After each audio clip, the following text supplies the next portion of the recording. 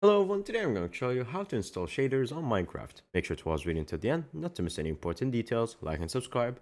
This is going to be for the T-Launcher edition, which is going to be much easier because it will have Optifine pre-installed onto it.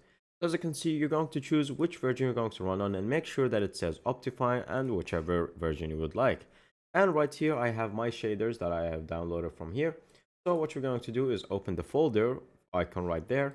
Then from here, as you can see, there's going to be a file that's called shader packs, and then you're going to click on it, and it will open this folder right here. So what we're going to do is literally just grab our zip file that we have downloaded and then move it to this folder right there, and then we're going to close it. Now we're going to launch the game, and now we are in Minecraft right here. So we're going to go to options, and then we're going to go to video settings. Then we're going to go to shaders, and as you can see, the shader that we just installed is right here. So we're just going to click on it, let the game reinstall itself and download the shaders, and then from here going to go done.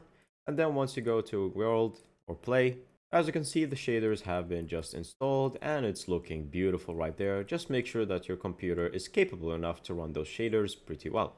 Thank you guys for watching. See you next time. Bye bye.